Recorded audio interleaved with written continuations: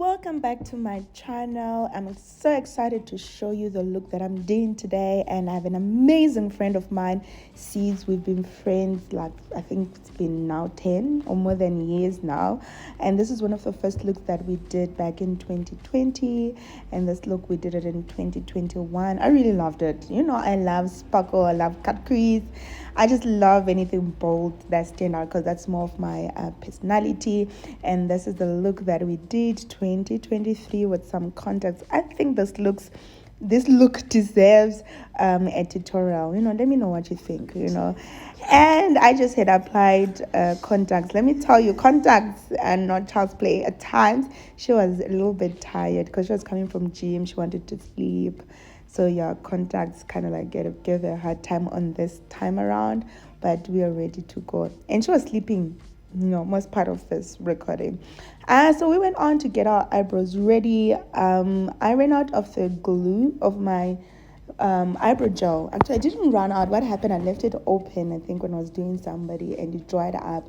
But I know you can reactivate it by sprinkling some water or some setting spray, but I just didn't have time to do that at this point. So I used my eyelash glue from Kiss Beauty, and it works perfect because I've done it before, even though you have to be extra careful so that the glue does not go over, and you make sure that you really straighten up your eyebrows quicker because the glue dries up fast, so you don't want the eyebrows to kind of lay down in a wrong direction.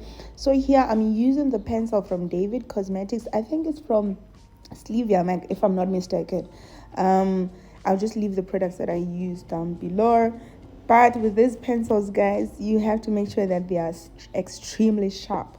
I use 2 or 3 sometimes in one client, and sometimes I'm consistently sharpening it because if it's not sharp, it ends up being crayony, and yeah, it won't blend well. So yeah, I'm just stroking the eyebrows, just filling in areas that I need to fill in, and I think I was happy. The only mistake I did was to apply the sellotape before I did the eyebrows, but at this point I did not have time to remove it because it was going to be painful, and which later on became useless, me applying the sellotape. I'll tell you what that later.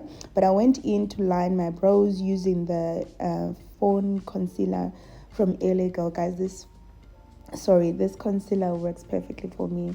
It's like my go-to, especially for her skin tone. It blends perfectly. I don't like eyebrows that have so much of a white at the bottom or a light or at the top, because I just find it a little bit tacky. So I always want a concealer that kind of like complements the skin tone. So usually 2 shades lighter for me really works perfectly. So I went in to lay down the base for my eyeshadow in the I know you're thinking what's happening, in the shade Blank Canvas from Pillowies. So let me tell you, we're recording and I'm using the back camera. I didn't realize it has stopped recording because the phone was saying it's overheating. So I went on, and when I'm at a creative process, I'm not even thinking about that because I'm thinking everything is perfectly fine. Only later on to realize that it has stopped recording. So I'm sorry, we're gonna redo this look, but I was like, you know what, the rest of the part is still so great. So I went in now with applying the moisturizer from Embryolisse and the primer Power Silk. Very good if you're working with somebody who's got super oily skin, because it's got that extra hold. And the foundation that I'm using here is from Slivia Mac as well. This foundation really did fit her skin perfectly in terms of texture and color as well. And this is how I blend it. I find that if I'm applying it and blending as I go, it really brings out a flawless blend, because it's so matte. It dries up a little bit fast, so that's why for me, this technique works. Someone had said I should try setting spray. I did, but I felt like, you know what, this is working for me. So until maybe I'm not doing it right, so I went in with a powder. The first layer of powder that I used was from the View Beauty palette, just to set out especially the under eye, just to avoid any creasing. And the eyelashes that I'm using here are from the Elephant Beauty. I'm also going to leave the details down below. This has been currently my favorite eyelashes, especially on a kind of like dramatic look, because it balances. They're not too dramatic, they're not too short. I feel like they maintain the balance. I'm going in now with the Mirac loose powder. It is amazing. It is amazing. It really highlighted your under eye nicely for your skin tone as well. I'm gonna leave the shade on the description box as well. And I'm going in with a blush, but this was eyeshadow from the art eyeshadow. It really also was complementing your skin well, and you just apply it right on top of the cheekbone and slightly going under the halo. And then I'm going in with the bronzer from Haggai and Esther. And I think one of those days I'm going to just talk about highlighters, the difference in them, having powder highlighters, liquid highlighters, which one works for which skin type. But here I was using the Haggai and Esther. It's almost finished, but it really did last me for a long time. I'm just blending out my contour on the nose, just going in on the eyebrow. It brings out the shape even much better. And I'm using powder on the shade Mahogany here, just highlighting the forehead. You don't have to do this, but I like it, especially if someone has got a big forehead and I just concentrate to the particular area. It kind of like creates an illusion that this is how far the forehead is going. And I'm going in with another layer of powder. So this technique is great if you're working with somebody who's got an oily skin, because it creates an extra hold, because the powder is going to absorb any kind of excess oil.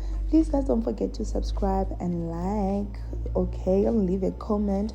And then now the lipstick. This is one of my favorite lipstick, the brown lipstick from L'Oreal. Unfortunately, they're discontinuing this range, I think, because it's been almost over a year trying to look for this lipstick, and I can't find it, even the other shades as well. And I went in with the Maybelline lipstick, also just to blend out the brown lipstick. And I'm gonna go in with the Adele shade. I think it's from Haggai and Esther, this lipstick, and it's absolutely amazing. Honestly, I finally found a replacement from my 844. Guys, as you can see, the light changed because, wow, the phone was not working, and I ended up using the iPhone 10 XS, and the light, you know what, a lot was going on when I was doing this look, but I was not about to give up. The under eye, I went in with the blue because I just wanted to pop it out. As you can see, this is where I say the sellotape ended up being useless, because your eyes kept on being teary because she was dozing off, and because of the contacts, I ended up having to kind of like improvise, not to do the wing anymore, and just created a more rounder, like as you can see what I'm doing here, because she was becoming teary, but I think it worked out perfectly. And I went in with the blue eyeshadow just to bring out the pop as well, and the mascara. But I wanted to highlight her tear dot, so I'm gonna go in with the shimmer right in the tear dot on the under eye, and it worked perfectly fine, just like this, just to go big or go home at times. And the last layer of powder. But please, please, please, if you got dry skin, don't do this. Do not do this. It'll mess it all. Sorry, it'll mess it all up. And then just to make sure where there's creases, there's powder, so that it avoids any kind of creasing. And if I felt like my highlighter was a little bit disappearing, can you see how it's looking like now? That highlighter is blinding, traffic at this point. But I really was happy on how the look ended up coming out. Just, finishing touches, making sure everything blends well. Just showing you how she looked like before. She's so pretty. Like, listen, her skin, she looks amazing. And then after, this was when I was using the back camera, and I positioned my light perfectly well so that you guys can see how she looks like. And I don't like filter, I don't like filter, so that's why I'm moving up close so that you can see how it blends and how it looks like. And guys, what do you think? Don't forget to subscribe. Love you.